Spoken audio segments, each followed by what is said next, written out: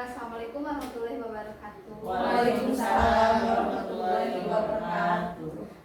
Baik ibu-ibu, terima kasih sudah menyempatkan waktunya di sini untuk berdiskusi atau diseminasi dari aksi nyata modul 1.4 ini.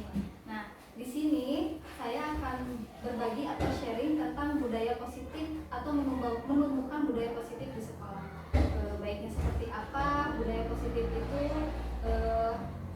Kita akan sama-sama di sini berdiskusi, akan sama-sama di sini membahas tentang apa itu budaya positif di sekolah. Karena yang saya rasakan sebelumnya, apa yang telah saya lakukan selama ini selama mengajar itu ternyata masih banyak sekali kekurangannya. Setelah saya mempelajari budaya positif ini di pendidikan guru penggerak, ternyata betapa banyak sekali kekurangan saya ketika saya mengajar gitu ya. Mudah-mudahan ini juga bisa menginspirasi dan juga bisa menjadikan motivasi untuk kita agar lebih baik lagi untuk mendidik anak-anak kita hingga di masa depan mereka menemukan tujuannya atau cita-citanya hingga bisa tercapai dengan baik. Baik, yang pertama ini adalah saya sendiri adalah Nur Kirati Delima dari SMP Negeri Simpenan, Kabupaten Sukabumi. CGP Angkatan 9 dengan fasilitator saya itu adalah Ibu Wani Hartati MPD dan pengajar pelatih saya adalah Ibu Eva Purnanti SPD MPD. Baik, capaian belajar yang ingin saya capai pada hari ini adalah yang pertama, memahami konsep budaya positif mengenai konsep perubahan paradigma stimulus respon dan teori kontrol. 3. Teori motivasi perilaku manusia, motivasi internal dan eksternal, keyakinan kelas, hukuman dan penghargaan. 5. Kebutuhan dasar manusia. 5. Posisi kontrol dulu dan segitiga restitusi. Capaian yang kedua adalah melakukan evaluasi dan refleksi tentang taktik disiplin dalam pendidikan Indonesia secara umum untuk mendapatkan pemahaman baru mengenai konsep disiplin positif untuk menciptakan murid dengan profil pelajar Pancasila. Dan capaian yang ketiga adalah menerapkan strategi disiplin positif yang memerdekakan murid untuk menciptakan ekosistem sekolah yang aman dan berpihak pada murid. Berikutnya, menumbuhkan budaya positif. Jadi budaya positif ini bisa tumbuh ketika kita sudah mengenal atau mempelajari. Yang pertama adalah tentang filosofi pendidikan Ki Hajar Dewantara. Kemudian kita juga harus tahu nilai dan peran sebagai guru itu seperti apa. Nah, di situ akhirnya muncullah sebuah visi yang muncul dari harapan kita kepada murid-murid kita di masa yang akan datang. Nah, visi tersebut kemudian dilakukan dengan pendekatan inquiry apresiatif atau IA dan disiplin positif. Akhirnya muncullah budaya positif tersebut seperti apa yang kita inginkan. Berikutnya, filosofi pendidikan Ki Hajar Dewantara. Jadi menurut Ki Hajar Dewantara, mungkin Bapak Ibu juga di sini mengenal ya siapa itu Ki Hajar Dewantara. Ki Hajar Dewantara itu adalah Bapak Pendidikan Indonesia ya. Jadi menurut Ki Hajar Dewantara bahwa pendidikan adalah menuntun tumbuh atau hidupnya kodrat yang ada pada anak agar dapat memperbaiki lakunya untuk mencapai keselamatan dan kebahagiaan setinggi-tingginya, baik sebagai manusia maupun sebagai anggota masyarakat. Mendidik ibarat menanam padi, memupuk dengan kesabaran, merawat dengan keikhlasan untuk menghasilkan generasi yang baik. Kemudian pendidikan hendaknya sesuai dengan kodrat alam dan kodrat zamannya. Kemudian pendidikan adalah tempat persemaian segala benih-benih kebudayaan. Mendidik dengan sistem among Ingatso Suntulodo, Ingmadio Mangunkarso, dan Tuturi Handayani. Pendidikan yang menghamba pada anak dan juga asimilasi budaya menganut konsep Rikon. Nah, dari filosofi pendidikan menurut Ki Hajar Dewantara ini, kemudian ada intisarinya. Intisari yang diambil oleh pemikiran Ki Hajar Dewantara ini yang pertama adalah sistem among. Sistem among ini adalah mendidik dengan pola among, asuh, asih, cinta kasih dan kekeluargaan. Jadi kita mengajar pada murid itu memang harus seperti itu, harus penuh dengan kasih sayang, harus menanamkan semboyan 3S. Jadi salam, salam, salam, ya. Kemudian kodrat ala dan kodrat zaman, yaitu mendidik dengan memperhatikan minat dan bakat murid serta selaras dengan perubahan zaman. Kodrat alam itu adalah di mana murid itu, kita tidak bisa membentuk murid harus seperti apa murid ketika mereka sekolah pada sekolah kita, ketika kita didik itu, karena memang pada dasarnya murid itu sudah memiliki kodratnya sendiri, kodrat dari lahir gitu ya. Kemudian kodrat zaman itu adalah perkembangan zaman, jadi kita mendidik itu harus sesuai dengan minat bakat siswa dan juga harus yang sesuai dengan zamannya. Kemudian konsep trikon itu adalah kontinu atau melestarikan, konvergen atau menerima dan terbuka, konsentris yaitu memadukan. Jadi dalam pembelajaran ini kita harus memiliki tiga konsep ini. Yang pertama yaitu melestarikan. Di situ ada melestarikan kebudayaan, melestarikan alam sekitar, melestarikan ekosistem dan sebagainya. Kemudian konvergen, menerima atau terbuka. Mau tidak mau kita harus mau menerima seperti apa perkembangan zaman, seperti apa datangnya kebudayaan asing, harus terbuka. Kemudian yang terakhir adalah konsentris atau memadukan. Nah, di sini memadukan di sini kita harus pandai-pandai memadukan antara perkembangan zaman dengan apa yang kita harus bentuk pada karakter siswa itu sendiri. Berikutnya tripusat pendidikan. Tripusat pendidikan ini adalah kesatupaduan antara tiga lingkungan. Yang pertama alam keluarga, yaitu lingkungan keluarga, alam perguruan atau lingkungan sekolah, dan alam pergerakan pemuda atau lingkungan masyarakat. Jadi ketiga lingkungan itu pasti sangat berpengaruh pada murid ya. Berikutnya adalah berhamba pada anak. Nah, menjadikan anak sebagai subjek pembelajaran bukan objek pembelajaran. Pembelajaran sepenuhnya berfokus pada apa yang dibutuhkan siswa. Jadi berhamba pada anak ini bukan berarti kita harus benar-benar menghambakan murid itu seperti apa gitu ya. Tetapi pada dasarnya di sini adalah bahwa pembelajaran itu harus dipusatkan pada murid. Jadi seperti kurikulum merdeka bahwa pembelajaran itu memang harus dipusatkan kepada murid ya. Jadi murid yang memberikan pendapatnya, memberikan idenya, kemudian menyimpulkan, kemudian mencari solusi dari masalah yang mereka miliki. Nah, di situ maksud dari penghambaan pada anak. Berikutnya adalah budi pekerti. Budi pekerti, watak atau karakter merupakan hasil dari bersatunya gerak pikiran, perasaan dan kehendak atau kemauan sehingga menimbulkan tenaga. Ya, jadi budi pekerti atau karakter itu pun harus sangat dibentuk oleh kita agar memiliki murid yang berakhlakul karimah. Berikutnya bermain adalah kodrat anak.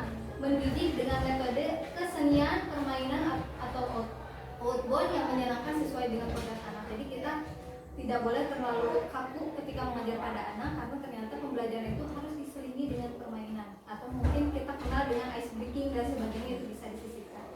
Dan terakhir adalah trilogi kepemimpinan yang tadi ya, Ingarso Sungtulodo, Ingmadia Mamunkarso dan Tutuli Handayani. Ibu-ibu tahu makna dari trilogi kepemimpinan tersebut? Ingarso Sungtulodo adalah di depan hidup teladan, ya. Ingmadia Mamunkarso di samping depan membersamai gitu ya. ya. Tutuli Handayani memberi dorongan, motivasi. Ya. Berikutnya nilai dan peran guru penggerak. Nah, sebetulnya tidak hanya guru penggerak ya. Ini adalah sebaiknya kita miliki sebagai peran kita sebagai guru di sekolah ya. Ada nilai guru penggerak di sini. Yang pertama adalah berpihak pada murid. Yang paling utama dari nilai ini adalah yang paling penting, kita harus berpihak pada murid. Sehingga nilai-nilai yang lainnya akan terbentuk gitu. Jadi kalau misalnya kita dimulai dari mandiri dulu, maka keberpihakan kita pada murid itu akan sedikit terabaikan. Tapi kalau kita mengutamakan keberpihakan pada murid, maka mandiri, kolaboratif, reflektif dan inovatifnya itu akan seiring, gitu, akan mengikuti. Karena tujuan kita fokusnya kepada keberpihakan kita pada murid. Ya, kita harus mandiri. Mandiri itu seperti apa? Mandiri itu kita harus bisa contohnya misalnya kita mengikuti pelatihan-pelatihan, baik itu disuruh atau diperintah oleh atasan atau tidak. Kemudian kolaboratif, tentunya seperti yang kita laksanakan hari ini. Kolaboratif ini adalah salah satunya adalah berkomunikasi atau diskusi, sharing bersama rekan sejawat. Harus reflektif, harus mampu mengukur sejauh mana kemampuan kita, apa yang sudah kita pelajari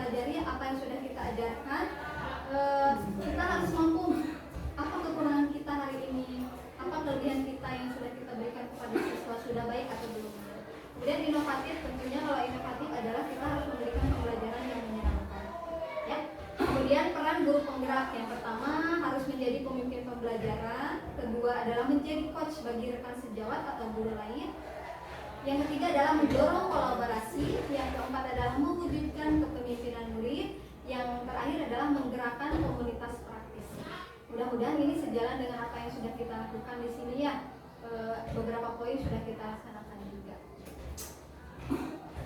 Berikutnya visi guru penggerak. Nah, visi guru penggerak visi adalah penggambaran harapan, cita-cita atau tujuan yang ingin terwujud di masa yang akan datang. Visi didasari dari impian guru pada murid.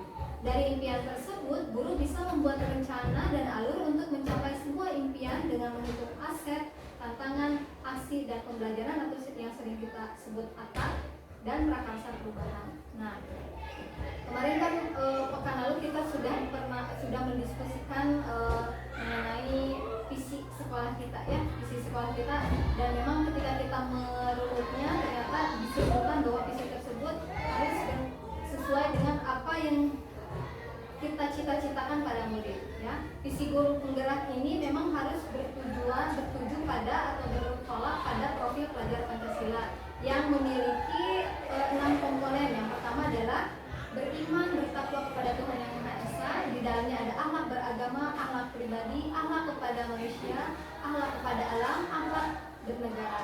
Berikutnya adalah mandiri. Mandiri ini di dalamnya ada kesadaran akan diri dan situasi regulasi diri, kemudian bergotong royong, harus mampu berkolaborasi, harus peduli, dan harus mau berbagi.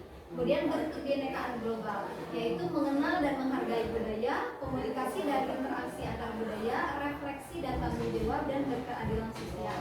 Berikutnya adalah bernalar kritis, memperoleh dan proses informasi, kemudian analisis dan evaluasi penalaran, refleksi dan evaluasi, dan yang terakhir adalah kreatif, gagasan orisinal, karya orisinal, dan kemudian keluasan berpikir. Kemarin yang sudah kita susun pun kita sudah kepada profil pelajar Pancasila. Pendekatan inquiry apresiatif dan disiplin positif. Inquiry apresiatif adalah sebuah paradigma sekaligus model manajemen perubahan yang memegang prinsip psikologi positif dan pendidikan positif. Inquiry apresiatif merupakan pendekatan berbasis kekuatan yang dijalankan dalam suasana yang positif dan apresiatif yang dapat membantu membebaskan potensi inovatif dan kreativitas.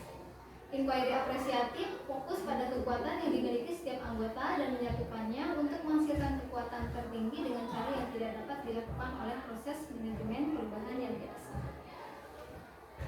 Berikutnya pendekatan inquiry apresiatif dan disiplin positif. Nah, guru membuat prakarsa perubahan dengan sebuah manajemen inquiry apresiatif, yaitu dengan penerapan tahapan-tahapan baja ya. Kemarin sudah kita lakukan juga tahapan-tahapan baja ini yang bertujuan untuk menjaga daya dan kekuatan simultannya. Alur inquiry apresiatif ini adalah B-nya buat pertanyaan, A-nya ambil pelajaran, G-nya gali mimpi, J-nya jabarkan rencana, dan A-nya adalah atur eksekusi. Dari manajemen inquiry apresiatif baja akan melahirkan prakarsa perubahan yang sudah terencana dan siap dengan aksi nyatanya, yang akan menjadikan sebuah perubahan yang positif sesuai dengan visi guru penggerak dan tujuan pendidikan nasional. Perubahan-perubahan positif yang dibentuk oleh prakarsa tersebut menciptakan terwujudnya budaya positif di sekolah. Berikutnya adalah budaya positif. Budaya positif merupakan nilai-nilai atau keyakinan-keyakinan dan kebiasaan-kebiasaan di sekolah yang berpihak pada murid agar murid dapat berkembang menjadi pribadi yang kritis, penuh hormat, dan bertanggung jawab. Berikutnya budaya positif ini ada kedisiplinan positif dan kebajikan universal. Di dalamnya ada tentang miskonsepsi tentang makna kontrol, miskonsepsi makna disiplin, dan nilai-nilai kebajikan. Kemudian ada teori motivasi, ada hukuman, penghargaan, dan restitusi. Jadi ada motivasi perilaku seseorang, hukuman, penghargaan, dan restitusi, tersandra oleh penghargaan. Kemudian ada keyakinan kelas, 5 kebutuhan dasar manusia dan dunia berkualitas, 5 posisi kontrol guru, dan segitiga restitusi. Berikutnya kegiatan kepalan tangan. Oke, kegiatan ini kita sama-sama pahami ya.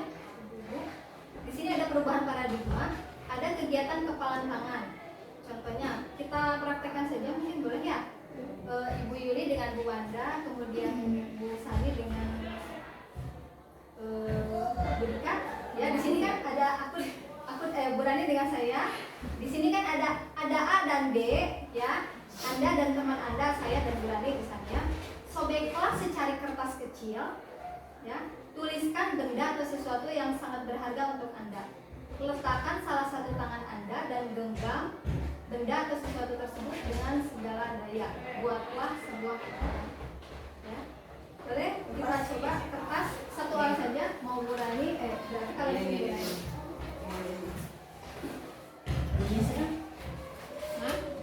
Oke. Jadi boleh secari apa saja. oh bagi tiga.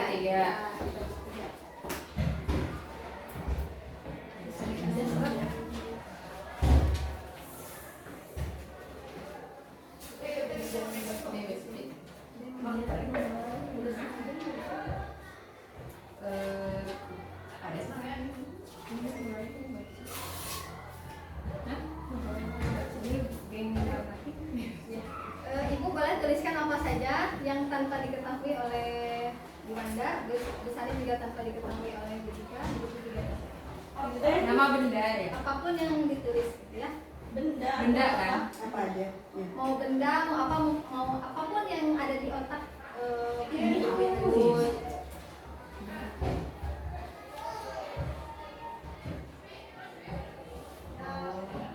teman Anda atau B akan mencoba sekuat tenaga dengan berbagai cara untuk meminta Anda memberikan benda tersebut. B bisa membujuk, mengancam, menghardik, merayu, menyuap, apa saja agar dapat membuka kepala tangan Anda. Apa yang terjadi? Kita sudah tulis? Benda yang sesuatu. Nanti dijudge. Jadi boleh apa aja sih ya. Apapun yang terjadi, Bu Manda harus pasti tentunya ingin tahu apa yang ditulis oleh Bu Yuli. Begitu juga Bu Sani ingin tahu apa yang ditulis oleh Bu Rika. Begitu juga dengan saya penasaran dengan apa yang ditulis Bu Rani. Nah, di sini yang kita lakukan mungkin bisa saja membujuk, bisa saja merayu, bisa saja mengancam, atau mungkin menyuap, atau mungkin dengan menghardik, dengan pukulan dan sebagainya. Coba seandainya kita ingin tahu, silahkan posisi Bu Rani, Bu Rika, dan Bu Yuli mempertahankan, dan saya dengan Bu Wanda dan Bu Sani mencoba untuk membuka. Gak ada masalah sih, mau boleh ini mah. Kita berdiri. Ya intinya diibaratkan bahwa ini adalah murid, dan ini ingin tahu apa sih yang sebetulnya yang kita lakukan. Nah, muridnya kadang suka dengan tertutupnya gitu ya. Mungkin saya bisa aja, ayo sini kertasnya, pokoknya saya nggak mau tahu, harus buka, berarti mengancam. Atau misalnya Bu Sani dengan lemah, ayolah bukalah. Atau misalnya Bu Manda dengan cara memukul misalnya, dipukul Bu Yulinya biar membalikkan. Kan kita bisa melakukan apa saja gitu ya. Contohnya misalnya begini, Bu Rani boleh? Boleh. Jangan lah, nggak ada yang tangan. Nggak bisa bu. Nggak bisa. Malu. Kenapa malu? Malu. Karena takut dijudge. Yang kita nggak tahu. Saya juga sebetulnya penasaran banget apa gitu yang ditulis sama Bu Rani gitu ya. Boleh nggak saya lihat gitu kertasnya? Baik-baik aja gitu. Seandainya itu boleh, saya mau lihat tulisannya gitu. Ya, Boleh. boleh. Kalau begini, ini kalau begitu aja gitu. Oh. Ya, oke. Maaf ya. Oke, nggak apa-apa. Coba Bu Rika dengan Bu Sani. Boleh. Aku boleh. Kita tulisannya nggak? Nggak boleh. Nggak boleh. Minta. Nggak boleh kempok. Berani berapa? Nggak boleh juga nggak boleh. Dengan kekerasan tidak boleh. Ya, sekarang Bu Yuli sama Bu Daud tulis. Begitu kan boleh lihat. Nah, Coba awas. Tahu. Coba lihat.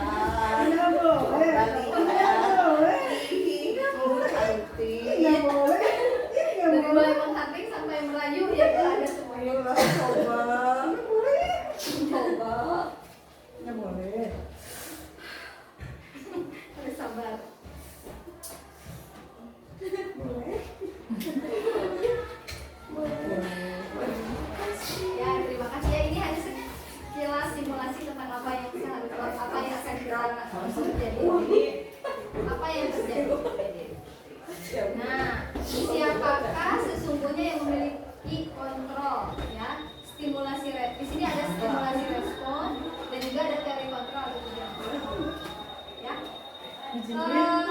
kalau stimulus respon di sini kita akan coba mengubah orang agar berpandangan sama dengan kita. Itu teori dari stimulus respon. Yang kedua, perilaku buruk dilihat sebagai suatu kesalahan. Ya. Yang ketiga, orang lain bisa mengontrol saya. Yang keempat, saya bisa mengontrol orang lain. Dan stimulus respon yang berikutnya adalah pemaksaan ada pada saat bukan gagal. Jadi kalau tadi ya, ketika dibujuk gagal, mungkin akan ada pengulangan bujukan atau mungkin bisa menaik jadi ancaman atau hardikan gitu. Kemudian model berpikir menang dan kalah. Nah, di sini ada teori kontrol atau pilihan. Jadi perbedaan antara stimulus respon dengan teori kontrol atau teori pilihan ini adalah kalau tadi kita coba mengubah orang agar berpandangan sama dengan kita. Kalau dalam teori kontrol kita berusaha memahami pandangan orang lain tentang dunia. Jadi apa yang saya pikirkan dengan apa yang dipikirkan Bu Rani itu pasti tentunya beda. Kenapa Bu Rani mempertahankan? Kenapa saya juga penasaran? Karena kita sama-sama memiliki tujuan. Ya. Berikutnya semua perilaku memiliki tujuan. Nah ini seperti yang saya sampaikan barusan bahwa tujuan setiap orang itu memiliki tujuannya. Kenapa Bu Dika mempertahankan sampai perebut dengan Bu Sani? Bu Sani juga kenapa sampai sebetulnya ingin tahu gitu ya? Karena kita juga memiliki tujuan. Gitu. Berikutnya hanya Anda yang bisa mengontrol Anda sendiri. Jadi apa yang keputusan kita ini kita yang bisa menentukannya. Apa yang kita kontrol itu apa yang kita inginkan. Gitu ya. Berikutnya Anda tidak bisa mengontrol orang lain pasti ya. Kemudian kolaborasi dan konsensus menciptakan pilihan-pilihan baru dan model berpikir menang-menang atau win-win solution. Nah, ya. Jadi tidak ada yang kalah dan tidak ada yang menang di sini. Sebenarnya pastinya menang. Nah, apakah makna disiplin? Nah, disiplin ini berasal dari bahasa Latin adalah disciplina atau yang berarti adalah belajar. Makna asal dari kata ini berkonotasi dengan disiplin dari murid-murid Socrates dan Plato. Disiplin diri membuat orang menggali potensinya menuju sebuah tujuan, apa yang dihargai. Kemudian, namun dalam budaya kita makna kata disiplin telah berubah menjadi suatu yang dilakukan seseorang pada orang lain untuk mendapatkan kepatuhan. Kecenderungan umum adalah menghubungkan kata disiplin dengan ketidaknyamanan, bukan dengan apa yang kita hargai atau pencapaian suatu tujuan dunia. Berikutnya nilai-nilai kebajikan universal ya. Jadi kita itu sekarang sudah harus bisa mengenal nilai-nilai kebajikan universal. Nilai kebajikan universal ini sifatnya positif, manusia yang merupakan tujuan mulia yang ingin dicapai setiap individu. Nilai tersebut bersifat universal dan lintas bahasa, suku bangsa, agama maupun latar belakang. Setiap perilaku atau perbuatan memiliki suatu tujuan menurut Dr. William Glasser pada teori kontrol 1984. Dengan mengaitkan nilai-nilai kebajikan yang diyakini seseorang, maka motivasi intrinsiknya akan terbangun sehingga menggerakkan motivasi dari dalam untuk mencapai tujuan yang mulia yang diinginkan atau Diana Glasser 1998. Nilai-nilai kebajikan yang ingin dicapai oleh setiap anak Indonesia kita kenal dengan profil pelajar Pancasila. Nilai-nilai kebajikan universal ini ada banyak ya poin-poinnya. Di sini ada sekitar 18 kalau tidak salah. Yang pertama ada kepercayaan kepada Tuhan, bertanggung jawab, berdikari, harga diri, kerajinan, berterima kasih, patriotisme, kebebasan, keberanian, kejujuran, rasional, baik hati, hemat tinggi, hormat, kasih sayang, kerjasama, kesederhanaan, toleransi. Jadi untuk nilai-nilai kebajikan ini adalah kata-kata positif yang kita ketahui yang harus kita tanamkan kepada murid. Itu juga dalam diri kita. Berikutnya teori motivasi perilaku manusia. Untuk menghindari ketidaknyamanan atau hukuman, apa yang akan terjadi apabila saya tidak melakukannya? Ini motivasi eksternal ya. Untuk motivasi eksternalnya lagi, untuk mendapatkan imbalan dari orang lain atau institusi, apa yang akan saya dapatkan apabila saya melakukannya gitu. Dan motivasi internal atau tujuan disiplin positif untuk menghargai diri sendiri, menjadi insan sesuai harapan kita. Saya akan menjadi orang yang seperti apa bila saya melakukannya. Nah, jadi motivasi-motivasi eksternal dan internal ini pastinya tentu sudah dimiliki oleh murid-murid kita, gitu ya. Apakah motivasinya itu baik atau tidak tergantung dari apa yang kita berikan pada mereka. Berikutnya, merdeka itu menurut Ki Hajar Dewantara dalam pemikiran konsepsi keteladanan sikap merdeka, bukunya yang dicetak dalam cetakan kelima pada tahun 2013 dalam halaman 499 bahwa Merdeka ini adalah mardika iku jarwanya, nora nglepasi pamret, ningkuga kuat kuasa amandiri riyaga. Artinya adalah merdeka itu artinya tidak hanya terlepas dari perintah, akan tetapi juga cakap buat memerintah diri sendiri. Ya, itu adalah merdeka. Berikutnya disiplin positif. Tujuan disiplin positif adalah menanamkan motivasi intrinsik pada murid-murid kita, yaitu untuk menjadi orang yang mereka inginkan dan menghargai diri sendiri dengan nilai-nilai yang mereka percaya. Motivasi intrinsik berdampak jangka panjang, motivasi yang tidak akan terpengaruh pada adanya hukuman atau hadiah. Mereka akan tetap berperilaku baik dan berlandaskan nilai-nilai kebajikan karena mereka ingin menjadi orang yang menjunjung tinggi nilai-nilai yang mereka hargai. Keyakinan kelas. Nah, ibu-ibu di sini ada yang sudah membuat keyakinan kelas. Jadi keyakinan kelas ini adalah kesepakatan yang sudah dibuat belajar. kesepakatan belajar. Jadi kan awalnya berawal dari peraturan. Nah, peraturan itu bersikapnya memerintah. Tapi kalau keyakinan kelas itu adalah awalnya dari perintah, kemudian diubah ke dalam kalimat positif yang dimana kita memahaminya dengan kalimat-kalimat yang positif. Ya. Penerapan budaya positif di sekolah dengan mengubah peraturan di sekolah menjadi keyakinan kelas atau sekolah. Dalam menyusun keyakinan kelas perlu adanya partisipasi penuh dari peserta didik sehingga keyakinan kelas yang dibentuk dan diyakini peserta didik. Setiap tindakan atau perilaku yang kita lakukan di kelas dapat menentukan terciptanya lingkungan positif. Perilaku warga kelas tersebut menjadi sebuah kebiasaan yang akhirnya membentuk sebuah budaya positif. Untuk terbentuknya budaya positif, pertama-tama perlu diciptakan dan disepakati keyakinan-keyakinan atau prinsip-prinsip dasar bersama di antara para warga kelas. Mengapa tidak peraturan saja? Mengapa harus keyakinan kelas ya? Untuk mendukung motivasi intrinsik, kembali ke nilai-nilai atau keyakinan-keyakinan lebih menggerakkan seseorang dibandingkan mengikuti semacam peraturan. Di sini ada kata-kata mengapa kita memiliki peraturan harus menggunakan helm bila mengendarai kendaraan roda dua. Ada yang ini adalah sebuah keyakinan kelas atau peraturan menurut ibu-ibu?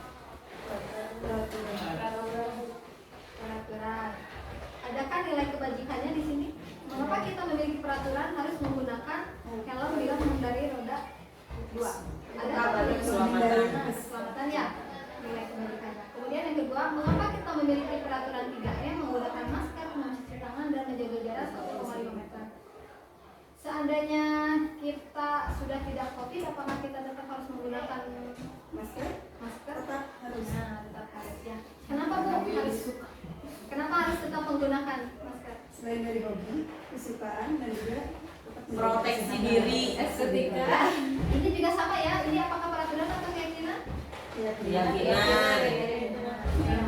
Yang mau Intinya, mengapa kita memiliki peraturan harus datang tepat waktu pada saat mengikuti pelajaran? Ini kayak peraturan. dan keyakinan. Nah, ini ya. Jadi peraturan kelas tersebut nanti akan diubah menjadi kalimat positif yang akhirnya melahirkan keyakinan kelas, keyakinan yang diyakini oleh murid itu sendiri, begitu juga dengan seluruh warga sekolah. Dari keyakinan kelas tersebut akhirnya terciptanya lingkungan yang positif. Kalau sudah tercipta lingkungan positif, maka budaya yang dianut dari sekolah tersebut juga akan menjadi positif. Ya, mudah-mudahan kita ke depannya bisa melaksanakan budaya positif. Nah, di sini ya ada keyakinan kelas. Di sini ada peraturan. Nah, keyakinan kelas atau nilai kebajikan yang dituju kira-kira menurut Bapak Ibu apa? Menurut Ibu-ibu apa di sini ya? Yang pertama, selalu kembalikan buku ke tempatnya. Kira-kira nilai kebajikan apa? Disiplin. Rapi. Disiplinan. Kata-kata positifnya berarti. Ayo kembalikan gitu.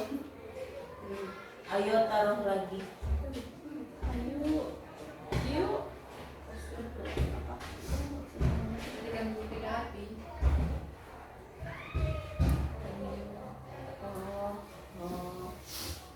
Ya, jadi di sini ada keyakinan kelas yang tadi nih nilai-nilai yang ada 18 itu.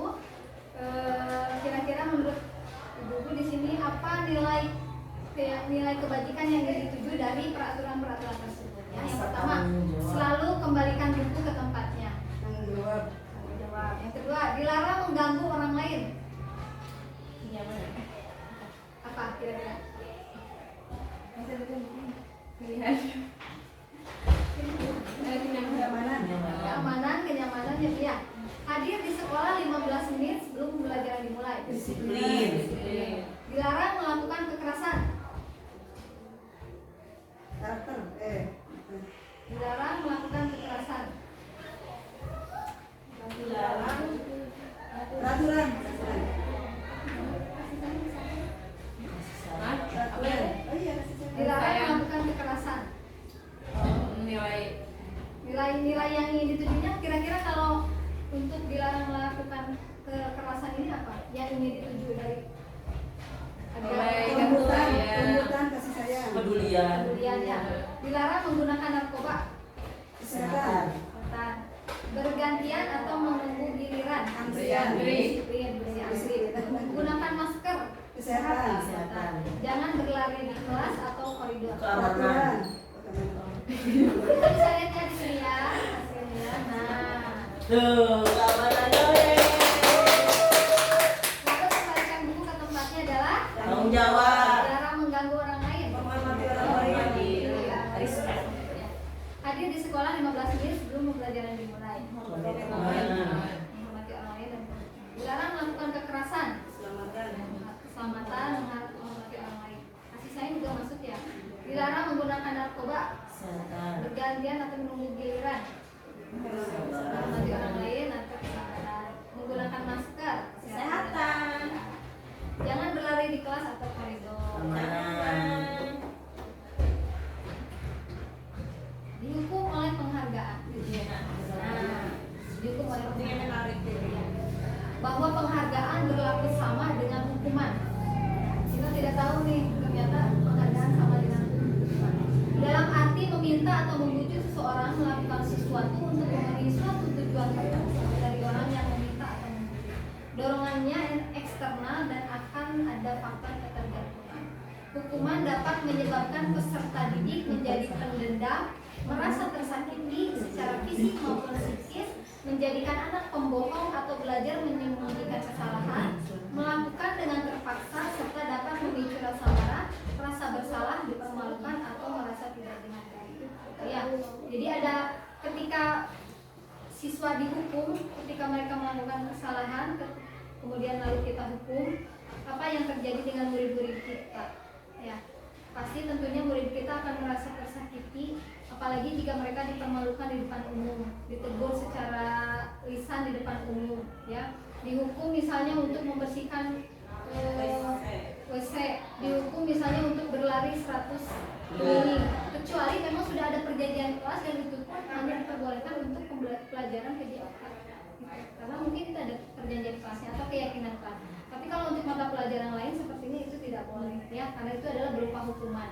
Karena dari hukuman itu bukan mendidik siswa atau menjadi disiplin, tapi tentunya di sana akan ada rasa takut untuk melakukan hal tersebut, dan jika tidak mereka lakukan itu sebetulnya tidak ada keyakinan atau nilai kebajikan yang mereka inginkan, gitu ya. Karena mereka merasa dendam, setelah itu mereka merasa dendam, bukan hanya ingin disiplin tapi dendam, rasa marah itu juga, ya. Begitu juga dengan penghargaan. Ternyata penghargaan pun tidak menjadikan siswa menjadi disiplin, motivasi yang baik, gitu ya. Jadi ada keinginan ketika dia ingin mendapatkan penghargaan itu, maka dia akan melakukan segala sesuatu untuk menghalalkan apapun, ya. Dan tidak ada motivasi dari dalam diri siswa ketika siswa tersebut ingin memiliki penghargaan tersebut. Jadi ada beberapa dampak dari pemberian penghargaan. Yang pertama adalah pengaruh jangka pendek dan jangka panjang. Jadi itu tidak akan berefek baik untuk siswa, gitu. Penghargaan menghukum, penghargaan mengurangi ketepatan, penghargaan tidak efektif, dan penghargaan merusak hubungan. Ya, jadi seandainya merusak hubungan itu bisa saja antara murid dengan murid, jadi bisa saling saling senggol. Nah itu ya, ketika kita memberikan penghargaan. Hukuman dan konsekuensi. Hukuman dapat disesuaikan menjadi konsekuensi sementara konsekuensi Boleh sudah ngantuk, Bu. berjalan atau sudah ada yang ngantuk. Kenapa ngantuk? Hukuman dan konsekuensi. Nah, identitas gagal dan identitas berhasil. Baca nggak pernah baca. Memang bagus. Di Ibu mah betul. Mbak, kayak ini Mbak. Enggak. Jadinya menjelas terus. Hukuman, sesuatu yang menyakitkan harus terjadi. Nah, identitas berhasil ada dua jenis. Disiplin itu ya ada sanksi atau konsekuensi dan juga ada restitusi. Ya, sesuatu harus terjadi. Restitusi merupakan pilihan. Ya, hukuman itu tidak nyaman untuk murid atau anak untuk jangka panjang. Sanksi atau konsekuensi tidak nyaman untuk murid untuk jangka waktu pendek. Sedangkan restitusi menguatkan untuk murid dalam jangka waktu panjang. Dalam hukuman, murid menjadi korban atau menjadi korban untuk mendapatkan keadilan. Nah, untuk sanksi atau konsekuensi adalah korban bisa diabaikan. Dalam restitusi, korban mendapatkan ganti. Berikutnya, untuk hukuman, murid atau anak akan tersakiti. Dalam konsekuensi, murid atau anak dibuat tidak nyaman. Dalam restitusi, murid atau anak mendapatkan penguatan. Berikutnya, perilaku positif agresif meningkat. Berikutnya, penguatan hanya bertahan dalam jangka pendek dan masalah menurut restitusi masalah terpecahkan. Ya. Kemudian sistem tidak akan berjalan bila murid tidak takut. Memerlukan monitoring dan supervisi. Dalam restitusi, murid belajar bertanggung jawab untuk perilakunya. Untuk hukuman berlaku hanya pada sebuah institusi, tidak berlanjut pada kehidupan nyata. Untuk konsekuensinya membantu penerapan mengikuti peraturan dalam masyarakat. Nah, untuk restitusi adalah fokus pada pemecahan masalah dalam jangka waktu yang panjang. Untuk hukuman, peraturan adalah kamu harus ya, itu hukuman. Untuk konsekuensi, apa peraturannya? Mampukah kamu melakukannya? Terima kasih. Untuk restitusi, apa yang kamu yakini? Apa yang bisa kamu lakukan untuk memperbaiki masalah ini? Jadi dikembalikan kepada murid. Untuk identitas hukuman, murid atau anak membenci peraturan. Untuk konsekuensi, murid atau anak menghormati peraturan. Untuk restitusi, murid atau anak menghormati dirinya dan orang lain. Jadi kalau untuk restitusi itu kembali pada diri anak. Hukuman dan konsekuensi. Nah, di sini bisa disebutkan oleh ibu-ibu di sini hukuman atau konsekuensi. Ya, yang pertama tindakan guru ya. Mencatat 100 kali dalam buku dengan kalimat saya tidak akan terlambat lagi karena terlambat ke sekolah. Ini hukuman atau sanksi? sanksi. Sanksi. Saya tidak akan terlambat lagi hukuman. Hukuman ya? Tapi dengan cara menulis. Hukuman ya? Hukuman atau konsekuensi? Hukuman. Lari mengelilingi lapangan basket 2 kali karena terlambat dari sekolah. Hukuman. Hukuman. Murid diminta untuk push up 15 kali karena tidak menggunakan masker ke sekolah. Hukuman.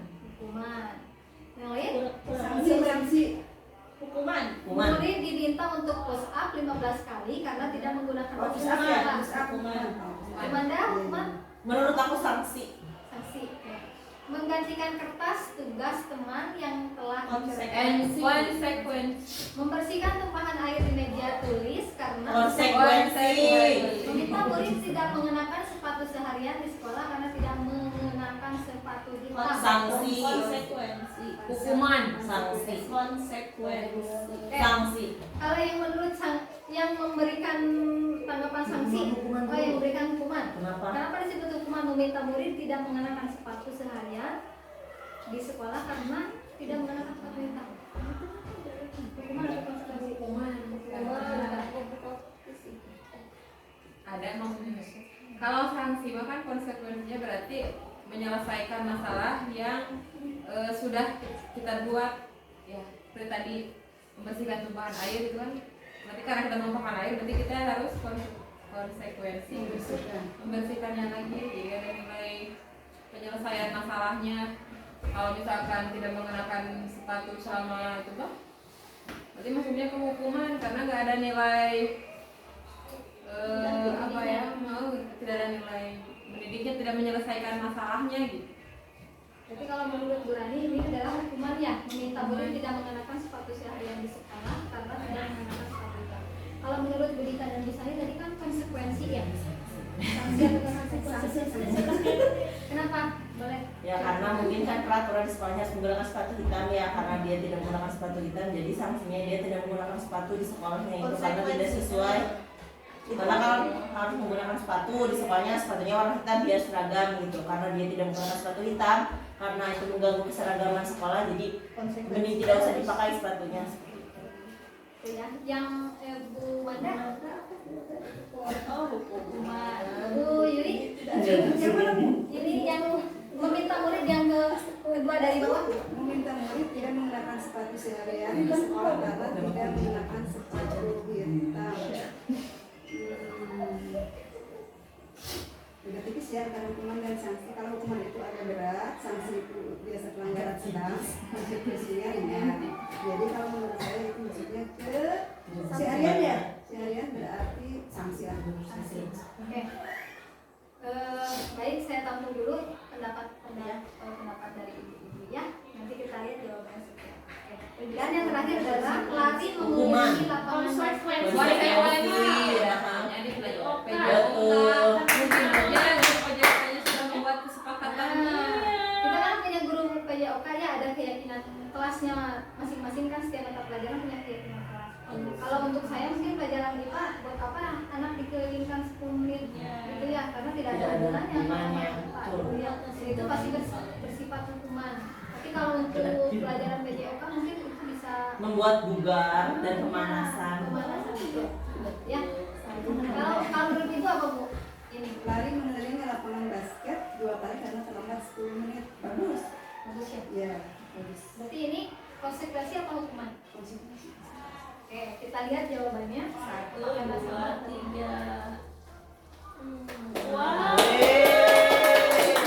Hukuman ya. Kalau yang pertama kita sepakat ya, ini adalah hukuman. Karena memang kenapa? Tadi jawabannya hukuman ya, ada yang konsekuensi nggak ya? Tidak ada. Hukuman. Semua itu salahnya itu doang murid disuruh. Ya, semuanya hukuman dan tadi murid disuruh untuk mengenakan sepatu. Jadi kalau yang telah saya pelajari, jadi nanti kan kita ada segitiga restitusi ya. Jadi sebelum kita menghukum kenapa anak tidak menggunakan sepatu hitam, nanti ditanya dulu apa alasannya. Apa kabarnya? Kayaknya atau misalnya memang kesiangan karena misalnya ikut berjualan dulu atau apa kan kita tidak tahu. Jadi itu adalah jenisnya hukuman. Ya. Berikutnya kebutuhan manusia. Ya, ada lima pokok kebutuhan manusia. Seluruh tindakan manusia memiliki tujuan tertentu. Ya. Semua yang kita lakukan adalah usaha terbaik kita untuk mendapatkan apa yang kita inginkan. Ketika kita mendapatkan apa yang kita inginkan, sebetulnya saat itu kita sedang memenuhi satu atau lebih dari satu kebutuhan dasar kita. Jadi pada dasarnya kita memiliki kebutuhan 5 kebutuhan pokok dasar manusia, baik itu sebagai murid ataupun sebagai kita sebagai guru, karena pada dasarnya kita ini adalah semua manusia. Yang pertama adalah untuk bertahan hidup atau survival. Ya, apa yang kita lakukan untuk bertahan hidup? Makan aja sih. Makan, cari uang gitu ya. Nah, tadi kita kembali lagi ke kasus yang tadi siswa ya. Kita kan tidak tahu apakah dia itu ketika malamnya sambil berjualan atau apa, jadi misalnya terlambat bangun kesiangan sehingga tidak sadar bahwa sepatu yang dia gunakan misalnya tidak Salah. hitam atau apa. Ya, jadi bertahan hidup. Kemudian cinta dan kasih sayang, memerlukan cinta dan kasih sayang tentunya itu pastinya kita membutuhkan penghargaan, membutuhkan diakui, Support. betul sekali, support itu juga dibutuhkan ya. Kemudian penguasaan. Nah, penguasaan juga kita harus Skill. Punya skill. skill. Kita menguasai bidang apa gitu ya. Tentunya kalau guru kan pastinya sudah menguasai beberapa mata pelajaran, memiliki penguasaan akan mata pelajarannya masing-masing ya, penguasaan. Kebebasan. Berpendapat. Betul, berpendapat. Ya, kebebasan berpendapat, kebebasan memiliki kelayakan hidup dan sebagainya, berekspresi, betul ya. Itu juga dengan murid kita. Dan yang terakhir adalah kesenangan. Hobi. Nah, betul. Kita menyukai sesuatu itu adalah hobi. Kalau hobi dikira itu apa? Musik. jajan. Menumbuhkan disiplin positif. Guru perlu memahami posisi kontrol apa yang tepat untuk dapat mewujudkan disiplin positif. Ada 5 posisi kontrol. Yang pertama, menghukum.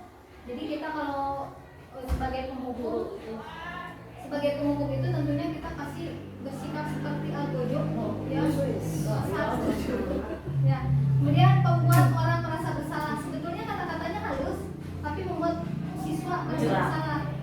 Nah, Playing itu juga- victim tak? tapi itu juga tidak baik sebetulnya. Misalnya kamu tidak kasihan sama ibu sudah mengajar lama-lama tapi kamu tidak memperhatikan misalnya. Nah itu juga sebetulnya tidak baik ya. Jadi itu adalah membuat orang merasa bersalah. Jadi tidak ada kesadaran pada diri siswa gitu. Kemudian sebagai teman, kalau sebagai teman itu juga sebetulnya kurang baik. Oh iya sebagai teman. Jadi menganggap teman jadi kadang tidak ada rasa hormat karena terlalu dekat gitu ya. Sebagai pemantau, jadi kalau sebagai pemantau itu ada begini. ada pemantau di sini, ada pemantau. saya detektif administrasi. Saya detektif, ya.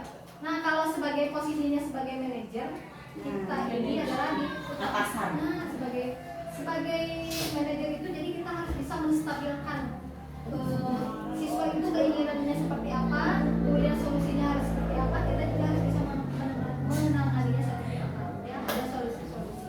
Jadi kita berupaya untuk menjadi posisi manajer. Nah, posisi kontrol ada identitas gagal, identitas berhasil, dan identitas berhasil atau sukses. Ya, di sini ada penghukum, pembuat orang bersalah, teman, pemantau, dan posisi manajer. Kalau sebagai penghukum, menghardik, menunjuk-nunjuk, menyakiti, menyindir. Membuat orang merasa bersalah, berceramah dan mengatakan seharusnya begitu. Ibu kecewa karena begini. Kalau sebagai teman, membuatkan alasan-alasan untuk muridnya. Sebagai pemantau, menghitung dan mengukur. Kamu itu udah berapa kali? Ya, kalau untuk manajer mengajukan pertanyaan-pertanyaan. Kenapa kamu terlambat misalnya? Apa masalahnya? Kenapa kamu bisa memakai sepatu yang salah hari ini gitu ya. Nah, kemudian menghukum itu guru berkata kalau kamu tidak melakukannya, awas ya, rasakan. Nah, itu sebagai penghukum. Kalau sebagai pembuat orang merasa bersalah, kamu seharusnya kamu sudah tahu ibu lelah sekali mengatakan stres. Nah, itu membuat orang merasa bersalah ya. Kemudian sebagai teman, ayolah lakukan demi ibu. Masa kamu tidak mau? Ingat tidak ibu pernah bantu dan sebagainya gitu ya. Ibu kan pernah bantu, harusnya kamu ingat dong gitu. Ya itu juga tidak baik. Sebagai pemantau, apa peraturannya? Peraturannya harus seperti apa? Kamu ingat dengan peraturannya? Nah, kalau posisi sebagai manajer, kita meyakini bahwa ada keyakinan kelas ya. Apa yang kita yakini, apa yang bisa kamu kerjakan untuk memperbaiki masalah itu. Ya, jadi dikembalikan dulu kembali. Hasilnya dari penghukum adalah pemberontak, ya, menyalahkan orang lain dan berbohong. Kalau pembuat orang merasa bersalah, menyembunyikan, menyangkal dan berbohong. Untuk teman, ada ketergantungan. Untuk pemantau, menyesuaikan diri dan bila diawasi. Nah, untuk posisi manajer, menguatkan pribadi. Gitu, ya. Kaitannya dengan dunia berkualitas, murid meletakkan guru di luar dunia berkualitas. Pembuat orang merasa bersalah, murid meletakkan guru di dalam dunia berkualitas. Sebagai teman, murid meletakkan guru sebagai orang yang sangat penting di dunia berkualitas. Sebagai pemantau, murid meletakkan guru, peraturan dan hukum di dunia berkualitas. Murid meletakkan dirinya sebagai individu yang positif dalam dunia berkualitas. Nah, murid berkata ketika menghukum, biarkan saja, nanti juga marah-marah lagi. Kalau pembuat orang merasa bersalah, maafkan saya. Sebagai teman, saya pikir bapak teman saya, ternyata begitu. Sebagai pemantau, berapa banyak bintang yang saya harus peroleh. Nah ini penghargaannya tadi ya. Berapa halaman yang harus saya tulis. Nah, kalau sebagai posisi manajer, bagaimana caranya saya bisa memperbaiki keadaan atau kesalahan saya. Nah dampak pada murid, untuk penghukum itu bisa mengulangi kesalahan. Untuk pembuat orang merasa bersalah, merasa rendah diri. Untuk sebagai teman, lemah, tidak mandiri dan ketergantungan. Sebagai pemantau, menitik beratkan pada sanksi atau hadiah untuk dirinya. Dan sebagai manajer adalah mengevaluasi diri bagaimana cara memperbaiki.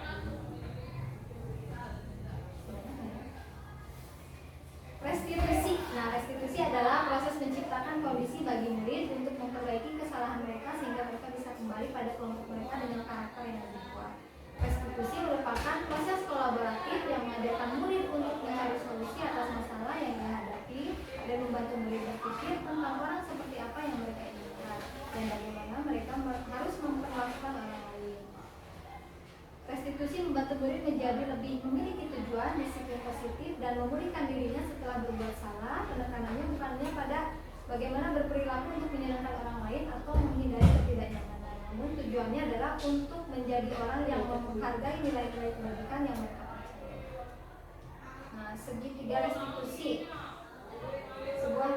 jadi untuk segitiga restitusi ini ketika ada siswa melakukan kesalahan, yang pertama dilakukan adalah menstabilkan identitas, mengubah identitas murid dari orang yang gagal karena melakukan kesalahan menjadi orang yang sukses.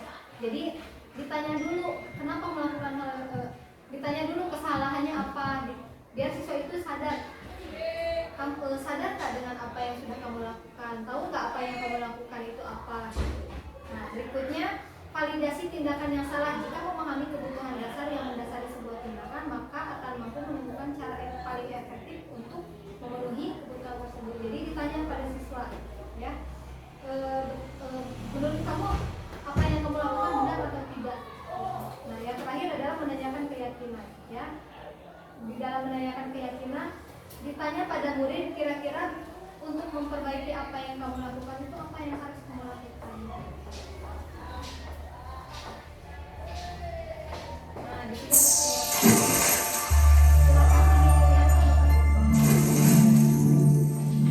Assalamualaikum warahmatullahi wabarakatuh. Saya Anggun Wiranti 5 SPD dari SMP Negeri 2 Sempadan Kabupaten Sukabumi, CGP Angkatan 9, dengan fasilitator Ibu Marni Hartati MPD dan pengajar praktik Ibu Eva Purnati SPD MMPD. Di sini saya akan mempresentasikan demonstrasi kontekstual modul 1.4, yaitu budaya positif, melaksanakan praktik segitiga restitusi terhadap murid di sekolah. Apa itu restitusi? Restitusi adalah proses menciptakan kondisi bagi murid untuk memperbaiki kesalahan mereka sehingga mereka bisa kembali pada kelompok mereka dengan karakter yang lebih kuat. Dosen 2004. Restitusi merupakan proses kolaboratif yang mengajarkan murid untuk mencari solusi atas masalah yang ia hadapi dan membantu murid berpikir tentang orang seperti apa yang mereka inginkan dan bagaimana mereka harus memperlakukan orang lain. Celsam, dosen 1995. Restitusi membantu murid menjadi lebih memiliki tujuan, disiplin positif, dan memulihkan dirinya setelah berbuat salah. Penekanannya bukanlah pada bagaimana berperilaku untuk menyenangkan orang lain atau menghindari ketidaknyamanan, namun tujuannya adalah menjadi orang yang menghargai nilai-nilai kebajikan yang mereka percayai. Segitiga restitusi. Dayan dosen telah merancang sebuah tahapan untuk memudahkan guru dan orang tua dalam melaksanakan restitusi. Langkah-langkah restitusi tersebut yakni yang pertama adalah menstabilkan identitas, yaitu mengubah identitas murid dari orang yang gagal karena melakukan kesalahan menjadi orang yang sukses. Yang kedua adalah validasi tindakan yang salah, yaitu jika memahami kebutuhan dasar yang mendasari sebuah tindakan, maka akan mampu menemukan cara-cara paling efektif untuk memenuhi kebutuhan tersebut. 3. Menanyakan keyakinan. Setelah melakukan langkah 1 dan 2, maka murid siap untuk dihubungkan dengan nilai-nilai yang dipercaya, sehingga beralih menjadi pribadi yang lebih baik. Hubungan antara pembelajaran dengan teori kontrol dalam penerapan segitiga restitusi. Langkah yang pertama, menstabilkan identitas. Teori kontrolnya yaitu kita semua akan melakukan hal terbaik yang bisa dilakukan. Langkah yang kedua, validasi tindakan yang salah. Teori kontrolnya adalah semua perilaku memiliki alasan. Dan langkah yang ketiga adalah menanyakan keyakinan. Dengan teori kontrolnya adalah kita semua memiliki motivasi internal. Berikut adalah penerapan segitiga restitusi dalam pembelajaran dengan kasus yang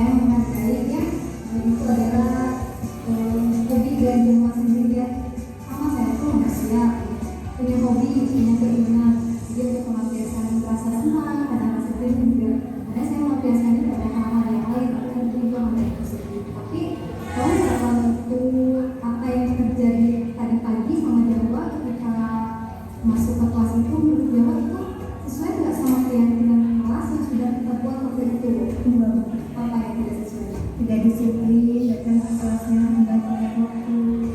Tapi ibu sudah menyadari ibu apa yang dilakukan salah. Nah, kalau sudah tahu itu dilakukan salah, berarti jaga kira-kira apa yang harus dilakukan agar kedepannya harus besoknya atau minggu depannya lagi besok ada itu tidak terjadi. Mengulangi yang bertepat, tidurnya enggak kemalaman. Kalau sebagai pelajar kita harus belajar ya, kita harus tahu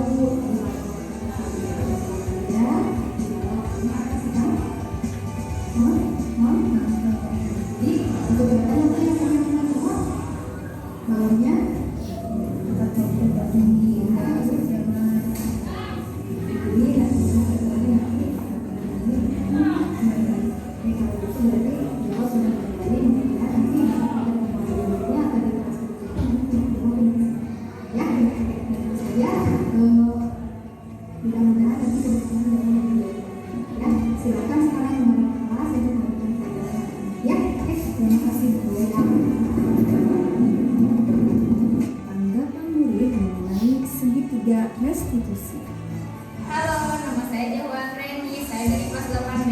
Tadi pagi saya melakukan kesalahan datang terlambat. Awalnya saya takut dipanggil sama Bu Anggun, tapi ternyata tidak. Kita memecahkan masalah dengan metode restitusi sehingga didapat solusi yang baik. Terima kasih Bu Anggun. Saya senang belajar sama Bu Anggun. Salam beban. Penerapan segitiga restitusi dalam pembelajaran di kasus 2 ini adalah murid yang berkata kasar dan merusak aset sekolah.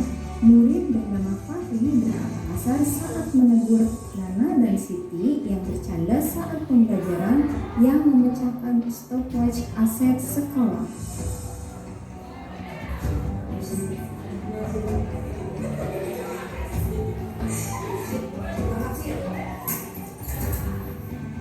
Baca.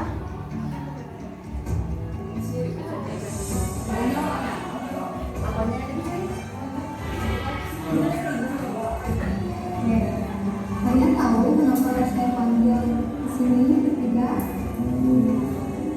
Tahu apa yang kalian tahu? Tidak sengaja mencapai Badan yang ada di kenapa saya suka? Kalian tahu tak kronologinya gimana? Sampai dengan jadi gini, tadi pas saya baca si Nana sama si Siti lagi naik pipa, terus ada suara barang jatuh gitu. Ternyata pas saya lihat ada stopwatch ini jatuh, terus kebelah jadi 3, terus akhirnya saya berantem sama Nana. Jadi Nana itu cewek. jangan mengerti apa yang disampaikan. Kalau menurut kalian apa yang kalian lakukan benar atau salah? Kenapa salah? Apa yang menurut kalian salah? Ada sampai Misalnya, oke, karena kita kan sudah dari perjanjian kelas ya, perjanjian kelas itu sudah ada tuh aturan-aturannya yang seperti itu. Kalau misalkan balas seperti itu, berarti siapa yang menyalahi aturan tersebut? Berarti kalau menurut kalian, jadi sudah menyalahi keyakinan kelas yang sudah kita sepakati waktu itu yaitu dari awal pembelajaran.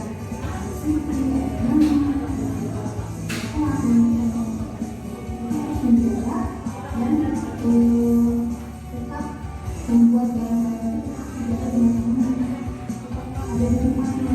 Ya, kalian apa yang kalian salahi dari apa yang dari orang kelas tersebut? Menurut saya apa yang kalian salah gunakan? tidak akan main-main lagi dan saya akan menjaga alat-alat yang berkenaan dari kelas dan belajar dengan sungguh-sungguh. Ya, berarti Nana dan Siti sudah menyadari ya akan apa yang sudah dilakukan tadi. Saya juga di sini akan sedikit membahas juga sama kelasnya. Saya punya ketua kelas dan tujuannya nanti bagaimana caranya berdasarkan seperti yang sudah dikatakan. Ya, jadi berarti kalau begitu kedepannya apa yang akan dilakukan nanti untuk memberikan sebagai contoh atau memberikan Saya akan mengelola emosi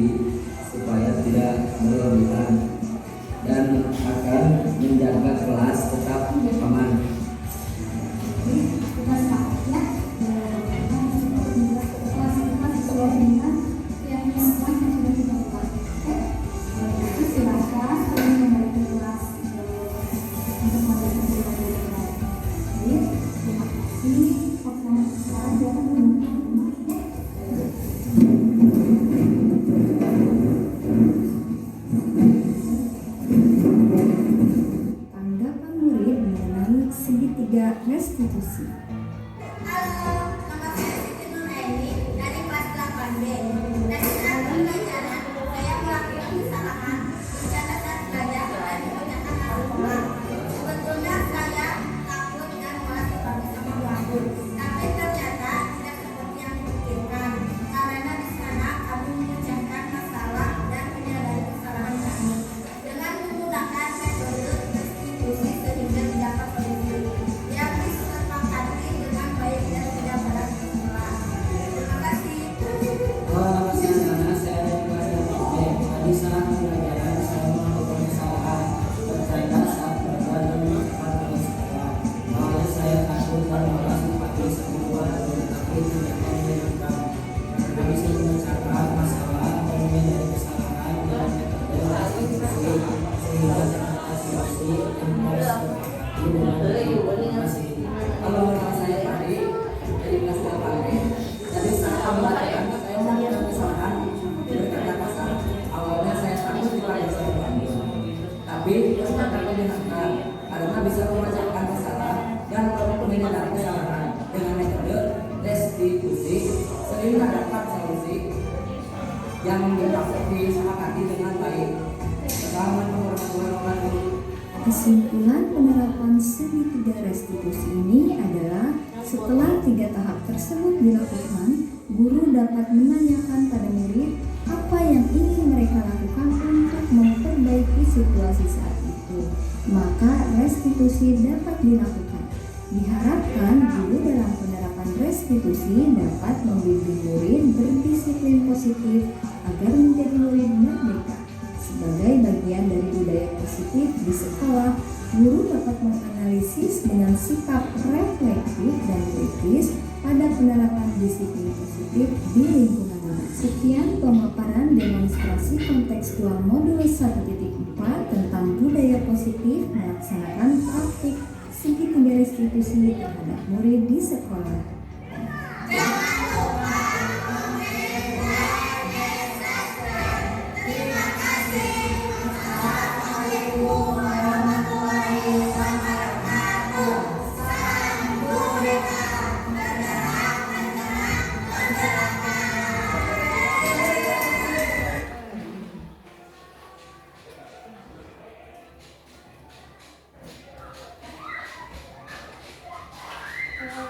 Demikian yang sudah saya lakukan, metode segitiga restitusi yang sudah pernah saya lakukan bersama murid-murid kita.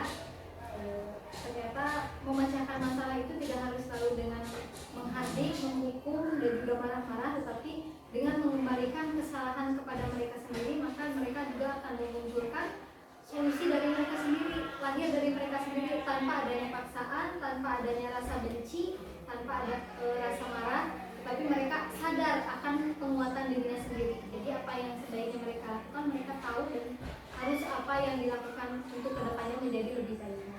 Ya, untuk refleksi dirinya, yang pertama adalah budaya positif dapat diwujudkan melalui perubahan paradigma guru, menumbuhkan motivasi intrinsik, peraturan dijalankan berdasarkan keyakinan, guru menempatkan posisi kontrol sebagai manajer, tindakan yang dilakukan adalah usaha untuk memenuhi kebutuhan, menggunakan restitusi terhadap murid yang melanggar keyakinan. Faktanya, kemudian feelingnya adalah saya malu ternyata yang sudah dilakukan bertentangan dengan konsep disiplin positif. Dan saya juga senang sudah mengetahui apa yang seharusnya dirubah untuk diterapkan ke depan. Untuk findingnya adalah murid perlu bertanggung jawab atas perilaku yang mereka pilih, namun mereka juga dapat memilih untuk belajar dari pengalaman dan membuat pilihan yang lebih baik di waktu yang akan datang. Dan untuk kedepannya akan membuat keyakinan kelas, mengubah hukuman menjadi konsekuensi, memahami setiap tindakan murid, memahami kebutuhan murid, menerapkan segitiga restitusi. Baik, ibu-ibu, sebelum kita akhiri, sebetulnya saya ingin refleksi juga dari ibu-ibu yang sudah hasil dari diskusi kita hari ini, kemudian dari apa yang sudah kita tonton mengenai segitiga restitusi, apa yang akan dilakukan dan apa yang sudah didapatkan. Boleh disampaikan oleh dari Ibu Yuli, boleh? Ibu boleh jadi wakil. Sudah kan? Dari Tiani dulu, boleh silakan. Refleksi untuk diseminasi yang dilaksanakan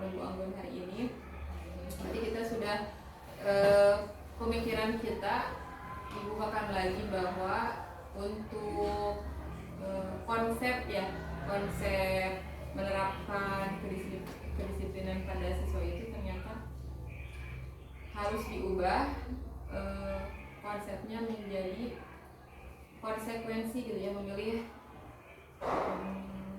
hal yang baik. Jadi memunculkan bukan hanya menghukum anak atau misalkan sesuatu yang sifatnya memaksakan, tapi mengubahnya menjadi menggugah muridnya supaya bisa menyadari akan kesalahannya sendiri dan mencari solusi dari setiap masalah yang mereka lakukan sendiri gitu. Itu mungkin dari saya. Silahkan dilanjutkan. Ya, dari diskusi hari ini, jadi kita belajar bahwa kita marah-marah, kita menghukum anak itu tidak selalu membuat anak itu jerak atau menyesali perbuatannya. Jadi lebih ke seperti yang tadi Bu Rani bilang, lebih ke konsekuensinya. Jadi sebab akibat gitu. Kalau kamu melakukan ini, akibatnya ini seperti ini gitu. Jadi kita lebih ke menyadarkan siswa tersebut tidak boleh melakukan seperti ini, nanti akan mengakibatkan seperti ini. Jadi anak lebih menyadari dirinya gitu, tidak perlu harus marah-marah, tidak perlu diteriak-teriaki, tapi anak dengan kita bicara secara hati ke hati atau lebih ke pribadi dengan pribadinya gitu. Jadi lebih ke anak lebih masuk ke hatinya dan ke pikirannya gitu. Terus Hani boleh? Kurang lebih sama seperti direktur dan mungkin setelah melihat dari beberapa pemaparan dari Bu Anggun, bukan tidak tahu ya, sebenarnya tahu menghukum itu tidak baik, tapi kadang suka masih melakukan gitu. Tapi setelah tadi melihat dari refleksi segitiga ya, mungkin kedepannya kita anak akan lebih gimana caranya gitu supaya mereka lebih menyadari aja gitu daripada menghukum dan bukan efek samping apa ya, hasil dampaknya itu ternyata justru tidak baik juga untuk mereka, untuk kita juga, untuk kedepannya. Jadi setelah melihat apa yang Bu Anggun paparkan, mungkin kita akan lebih memperbaiki bagaimana sikap anak kita. Gimana? Kalau ini ya refleksi diri yang tadi Ibu paparkan mungkin sama ya seperti yang sudah kita yang sudah dijelaskan sama Bu Rika, bahwa mungkin tidak jauh berbeda lah ya sama Bu Sani juga. Mungkin ya kita untuk mengkaji diri kita sendirilah gitu ya, perbaiki dulu diri kita dulu, terus cara menyampaikan ke anak seperti apa gitu ya. Misalkan kan tidak semua anak itu kita menurut kita biasa kan bicara nada keras, belum tentu kan anak menerima gitu. Perbaiki diri gitu ya. Iya. Selamat dari diri kita. Ya, lagi dari ibu ini.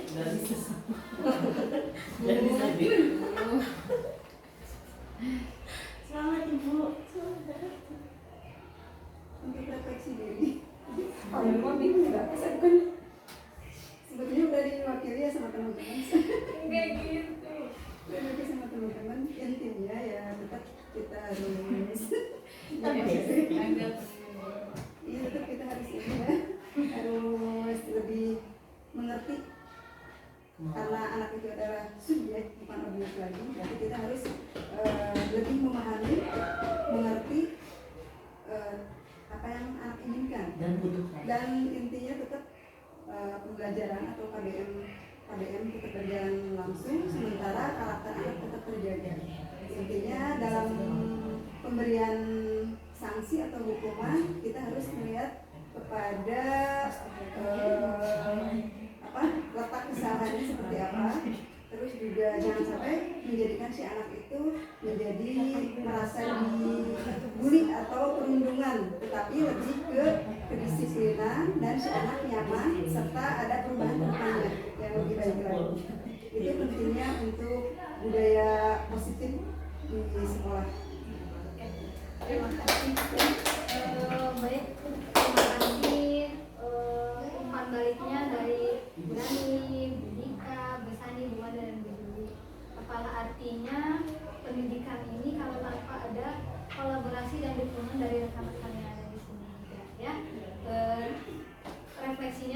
luar biasa. Terima kasih. Mudah-mudahan ini akan menjadi langkah awal kita untuk memperbaiki apa yang sudah kita lakukan selama ini kepada siswa. Semoga sekolah kita ini membudayakan positif sehingga bisa mendarah daging menjadi sebuah kesadaran untuk diri kita sendiri, begitu juga untuk murid-murid kita. Terima kasih banyak waktunya, terima kasih banyak umpan baliknya, terima kasih banyak untuk waktunya dan selalu menyempatkan diri untuk diseminasi saya hari ini. Terima kasih untuk hari ini. Saya sangat benar-benar sangat tersentuh karena sudah diberikan waktu yang cukup maksimal dari ibu-ibu yang ada di sini. Terima kasih. Mohon terus dukungannya untuk saya dan juga mohon untuk tetap berkolaborasi ya. Terima kasih untuk hari ini.